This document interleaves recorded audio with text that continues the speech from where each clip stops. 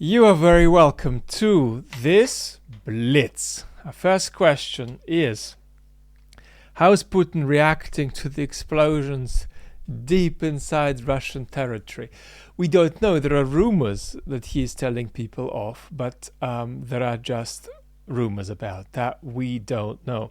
What we do know is that when Mr. Peskov, Putin's spokesperson, was asked about this, he said, look, this isn't a matter for me. This is something you have to refer to the Ministry of Defense about. So think about how metaphysical their conception of their borders is now. That the spokesman of the leader of the country is told, hang on, stuff is being blown up by a neighboring country in our territory, and you don't think this is an issue you should comment on. This is something you want to refer to the Ministry of Defense. But Putin's capacity to tolerate this is going to be predicated on a key issue, which is how the population is reacting to it. And that's the next question. Could bombings deep inside Russia change public opinion? No, not on anything like the scale we're seeing at the moment. What they could do is get more of the folks inside the regime, say the top 1,000 people in the regime, to begin to think that this is really not going well. What's the significance of Putin saying that the special military operation will be a lengthy process? Is this a new strategy? It's not a strategy as much as a forced tactic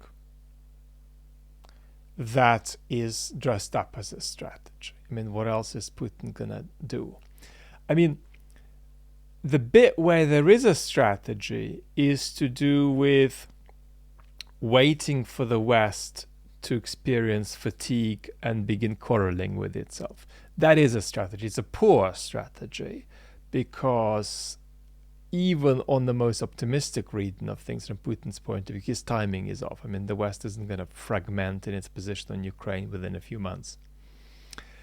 So that you could say is a strategy. And interestingly, therefore, you have this scenario whereby the West doesn't have a strategy with Ukraine, but is tactically obliterating Russia. But tactically obliterating Russia without having a strategy.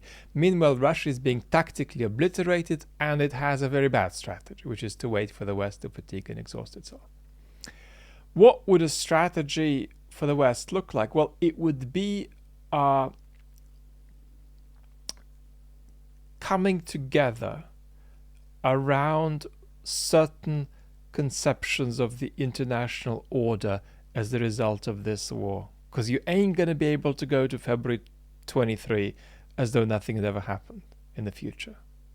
That's not the reality. The reality is that you have to reconceive how things work and do so with a degree of cooperation between many major states around some set of new frameworks. And that might mean, for example, restatement and recommitment to the idea of the sovereignty of states. But that also means not just holding Russia accountable and talking about holding other states accountable for actions like the action Russia took, thinking about other big states that might take such actions in the future.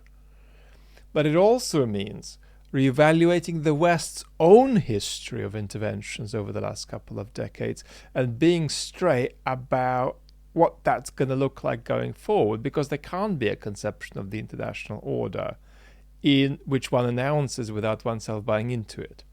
So is this kind of conversation plausible going forward? No, of course not.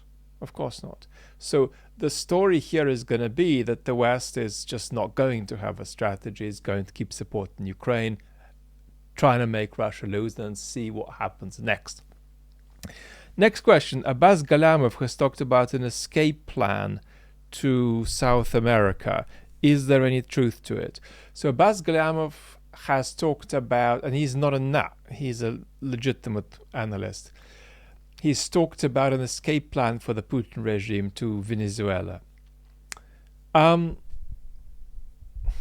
Well, it just means that somebody told them about this. Now, it could be true, but if it's true, it could be just some kind of, reserve plan of the kind that is always in place. What can we say about it? I think what we can say about it is that that's the story that made the headlines, but there's other stuff, other rumors going around about another plan to escape to the Central African Republic. What I would recommend you as a bit of analysis on my part, it's obvious though, is that if there were an escape plan, I doubt that it would be China. That's what people were, what people were talking about earlier on in the war. No. If they're going to need to escape, which is extremely unlikely, they are not going to want to escape to China. Has Girkin or Strelkov been sent back from the front, and why? So Mr. Girkin has tried to go to the front and organize himself there, but it hasn't worked out. So I mean, the Russian military is clearly prepared to negotiate and tolerate the Kadyrov TikTokers, the Wagner folks, but not Mr. Girkin having his own little, whatever degree of responsibility he was trying to attain for himself. So he's back, and he has been very critical again of the regime. And I've got his recent text on Telegram. It's in Russian, so bear with me. He's saying most parts of the Russian armed forces, most soldiers and officers don't understand what they're fighting for, don't understand the purpose of why they're there. For them, this is a mystery, as is what the condition of victory for Russia might be. And that's the state in which the Kremlin is choosing to leave its military. That's very, very bad, because such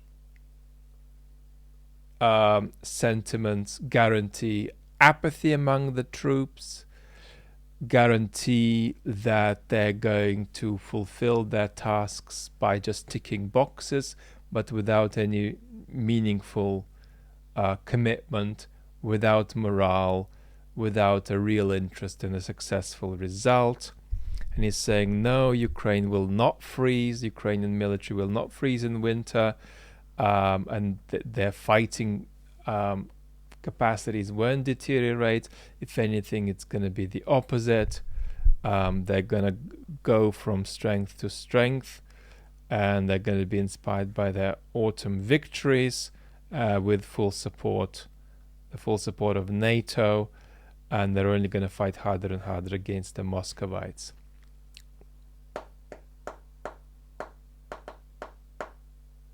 That's not gonna be very safety inducing for Mr. Girkin to say.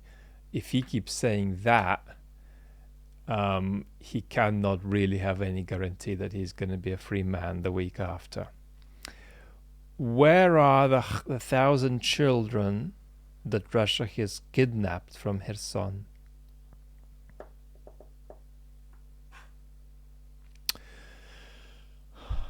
Well, they're being remade in Russia, rather on a much smaller scale to what the Chinese are doing with the Uyghurs. So there is an ideological, if you like, a fascistized dimension of de-Ukrainization to what the Russians are up to with this. So it's very disturbing and very unacceptable. Unfortunately, I've succumbed to a small percentage of you very intensely wanting me to comment on how Europe should relate to oppositional platforms Russian platforms, oppositional Russian TV channels operating from Europe. Who should host them, who should not host them, how should we feel about them? Of course, this has been a sort of crisis recently.